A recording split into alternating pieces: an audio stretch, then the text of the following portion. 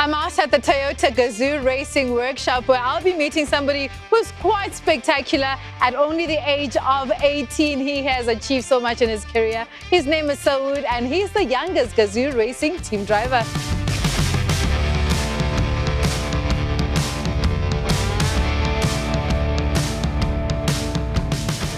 So good to meet you. Same here. You actually look like you are in your comfort zone around this workshop.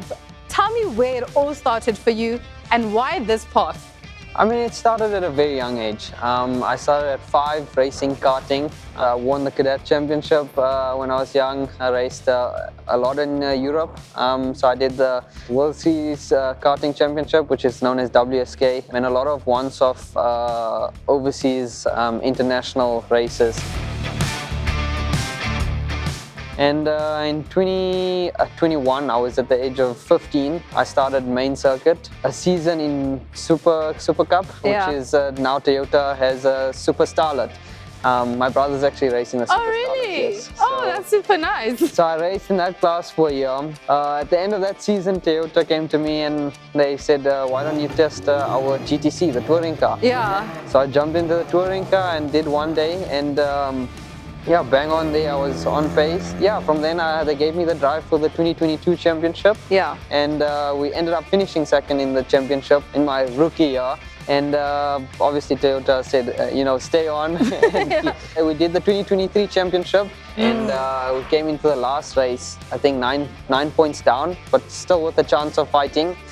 And we walked out as the champions of the season, which was really crazy because, I mean, youngest GTC champion, and also it's the first driver champion for Toyota, which is... I mean, that's amazing. How did that even feel for you? I mean, you work for it your whole life and you push so hard. I pushed so hard with training and, you know, just being there, learning a lot and absorbing all the knowledge I can from all the guys that I'm around, especially here in the workshop. I learn a lot from them and it's really, really cool and it helps me a lot with my career. I mean, the first person you had to get that knowledge from had to have been your dad. 100%. Tell me about his influence in your journey. Look, I'm a third generation racing driver. But yeah, my dad was a big role model in my life and an inspiration. I mean, everything I learned came from him, and I mean, we enjoy the sport together.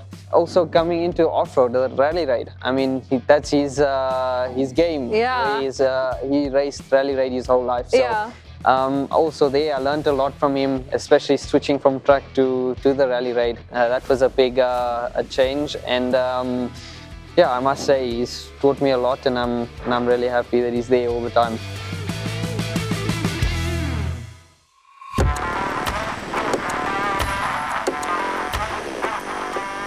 Tell me a little bit about, you know, that transition from road to now, you know, this rally car. How was that adjustment for you? Switching from, well, track to gravel is normally a big change, and I must say it took a bit of time to get used to, because it's very easy to get to 80% or 90%, but the last 10% is so difficult, and it's like such a fine line, which is it takes time and just a lot of seat time and, well, time in the car and a lot of driving basically. Yeah, I must say I learned a lot in Dakar as well. Over that 5,000 racing kilometers in the dunes.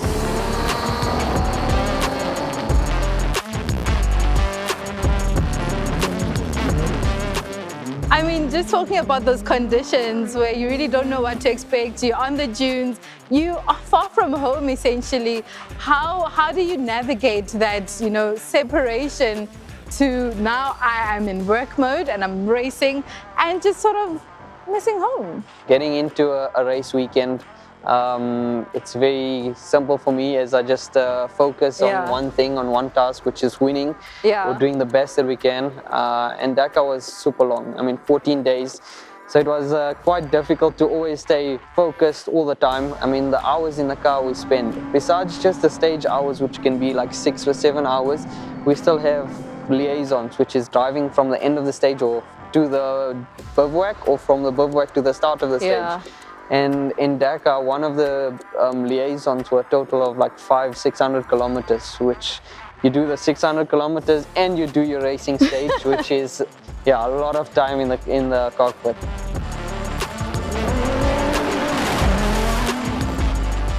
But that's the toughest race in the world, and to finish that proves a lot, and just to also have the pace and the results that I had. I mean, it was crazy looking at my name up there with some of the top guys. You know, some of those guys, you sit at home and watch them on TV when you're young. Yeah. And to be racing against them and you see your name up there, it's really impressive. I'm super impressed. I have to fist pump because that is really dope what you have achieved there.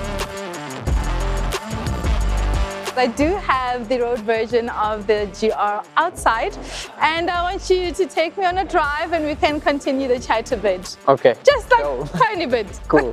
Should we do that? Yes, let's go.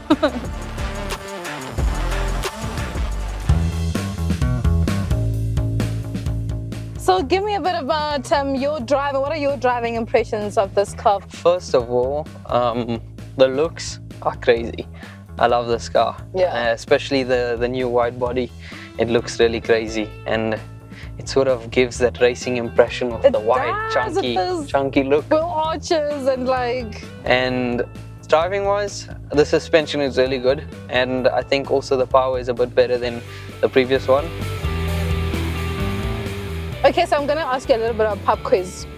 So, would you rather have savory food or sweet food? Sweet. Ooh, sweet tooth. Okay, cool. Coastal getaway or a safari getaway?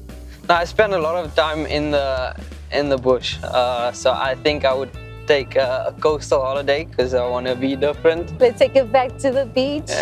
Definitely. Okay, cool. Corolla GR or Hilux? Ooh, that's a tough question. Yeah. Depends. On?